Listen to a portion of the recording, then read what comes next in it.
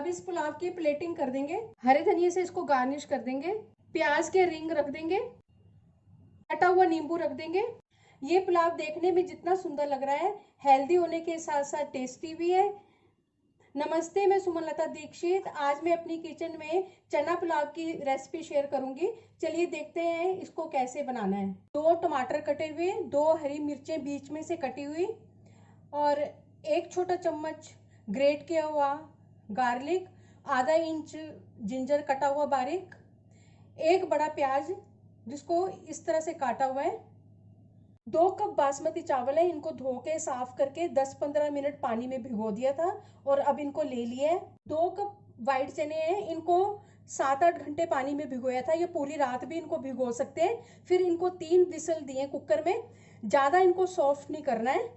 Gas के ऊपर cooker में मैंने 3 बड़े चम्मच रिफाइंड ऑयल डाला है और अब इसमें 1 तेजपत्ता डाल देंगे, आधा इंच दालचीनी का टुकड़ा डाल देंगे, 1 छोटा चम्मच जीरा डाल देंगे।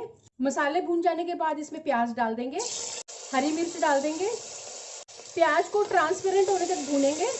स्वादानुसार नमक डाल देंगे, आधा छोटा चम्मच लाल मिर्च पाउडर डाल देंगे, 1 छोटा चम्मच कश्मीरी लाल मिर्च पाउडर डाल देंगे, छोटा चौथाई चम्मच हींग डाल देंगे, छोटा 1 चम्मच हल्दी डाल देंगे। टमाटर डाल देंगे इसमें। अब टमाटर के साथ ही इसमें जिंजर और गार्लिक डाल देंगे और इनको थोड़ी देर भूनेंगे। अब इसमें चावल डाल देंगे। चावल के साथ इसमें चने भी डाल देंगे। छोटा आधा चम्मच गरम मसाला डाल देंगे। अच्छी तरह से मसाले के साथ मिक्स करेंगे। इनको थोड़ी देर भूनेंगे पर बड़े आराम से इनको पलटना है, चावल टूटने नहीं चाहिए। अगर आप मेरे चैनल पर पहली बार है तो इसे सब्सक्राइब कर देना, बेल को प्रेस कर देना, जिससे आपको मेरे आने वाली वीडियो की नोटिफिकेशन मिलेगी। और अगर आपको मेरी रेसिपी अच्छी लगती है तो इसे लाइक कर देना और ज़्यादा से ज़्यादा इसको शेयर कर देना और कमेंट सेक्शन में ज़रूर बताना ये रेसिपी आपको कैसी लगी। जिस बर्तन से चावल नाप के लिए थे उसी बर्तन से पानी डबल करके डाल देंगे इसमें।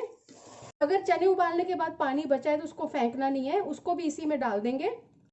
पानी डालने के बाद एक बार फिर सब चीज़ों को अच्छी तरह से मिक्स करेंगे। कुकर का ढक्कन लगाने से पहले एक बार इसका नमक जरूर चेक कर लें और आप कुकर का ढक्कन लगा देंगे। 1 विसल आने के बाद गैस की फ्लेम को बंद कर दिया था और अब इसको चेक करते हैं। चावल भी पक चुके हैं और चने भी पक चुके हैं। बहुत ही सुंदर और खिला खिला पुलाव बना है और इसकी खुशबू भी बहुत अच्छी आ रही है। चना पुलाव बनकर तैयार है। चलिए मिलते हैं अब एक अच्छी सी नई रेसिपी के साथ। बाय।